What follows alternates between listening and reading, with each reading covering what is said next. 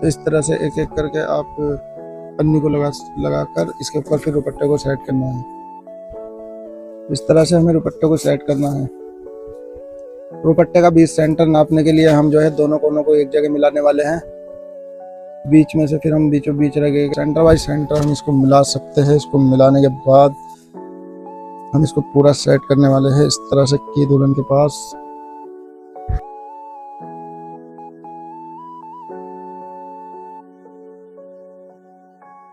इस तरह से हम इसको मोड़ देंगे।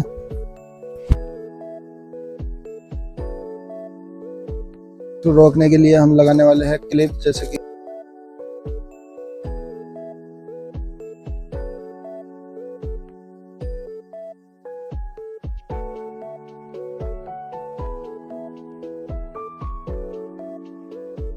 स्टेप बाय स्टेप क्लिप लगाने वाला हूँ मैं इसके अंदर। मतलब इस तरह से क्लिप लगा के हम इसको सेट कर सकते हैं ताकि भागे ना जब हम इसके ऊपर वर्क करें। इसी तरह से हम क्लिप को लगाकर पूरा प्रॉपर सेट कर देंगे।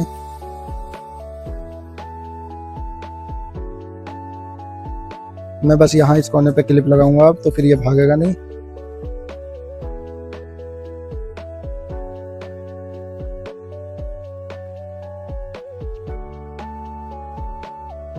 इस तरह से कोने पे भी क्लिप लगाना है। एक साइड हमारी पूरी साइड बैठ जाएगी, दूसरी साइड में तो हम खींच के लगा ही लेंगे।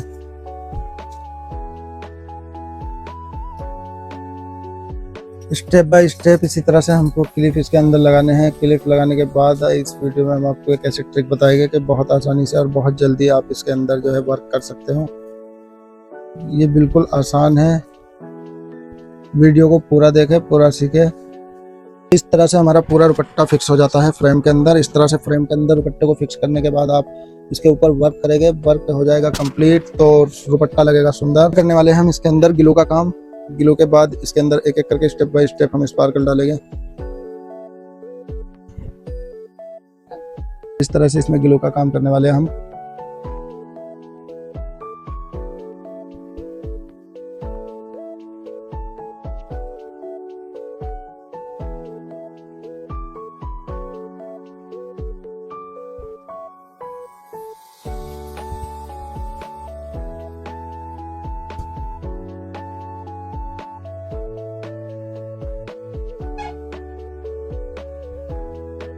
तो गाइस इस तरह से पहले आउटलाइन बनानी है हमें पूरा टोटल। इसी तरह से एक के बाद एक आउटलाइन को तैयार करना है गिलो की मदद से। गिलो की मदद से इस तरह से आउटलाइन को तैयार करते हैं स्टेप बाय स्टेप।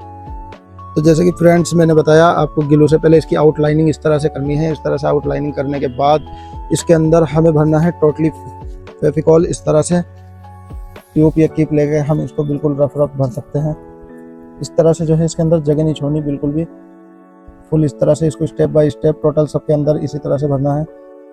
अगर हम एक एक को आपको भर के दिखाए तो आप बोल देते हो यार वीडियो बहुत लंबी बनाते हो, हम देख नहीं पाते, हल्का सा आ जाते हैं। तो मैं शॉर्ट फॉर्म में आपको वीडियो दिखाता हूँ, शॉर्ट फॉर्म में वीडियो बनाता हूँ।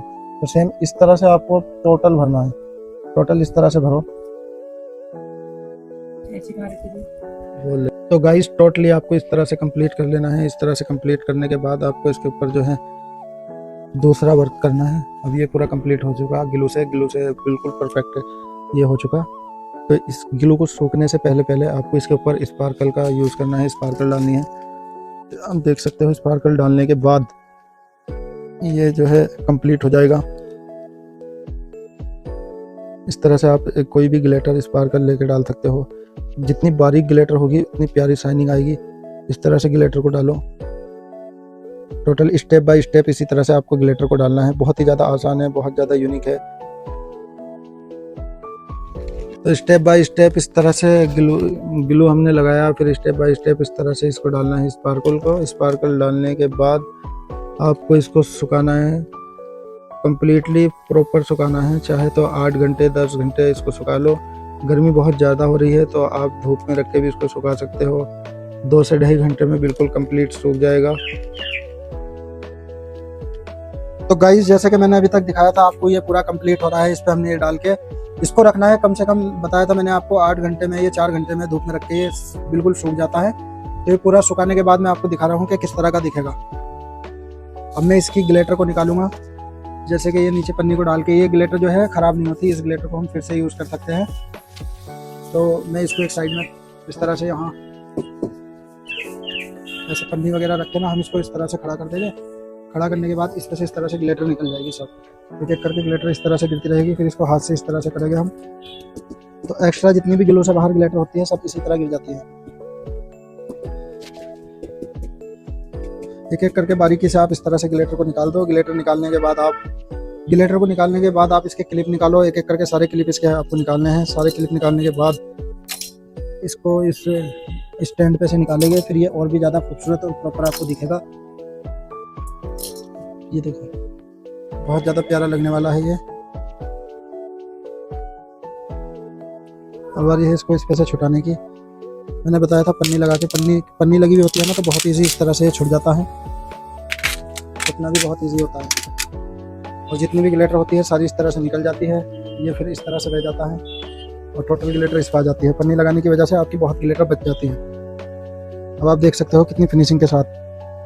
तो फ्रेंड्स, इस तरह के बाद लिखने के बाद ये कुछ इस तरह का दिखेगा। बहुत ही प्यारा लगता है ये। इस तरह से हम दिखा रहे हैं आपको। मैंने प्रॉपर बताया किस तरह से लिख सकते हो, किस तरह से आपको लिखना है। इसी तरह से हम जो है पूरे दुपट्टों को इसी तरह से डेकोरेट कर सकते हैं। सो गाइस, फाइनली ये दुपट्टा हमने आपको पूरा तैयार करके दिखाया। उम्मीद है कि आपको वीडियो अच्छी लगी होगी और प्रॉपर आपको हमने ये वर्क करके दिखाया। आप भी इसे बहुत इजीली कर सकते हो। अगर किसी की समझ में ना आए तो वो हमें कमेंट में हमसे मालूम कर सकता है कि किस तरह से इसको वर्क करना है। और वीडियो अच्छी लगी है तो लाइक करें, कमेंट करें और चैनल को सब्सक्राइब करें।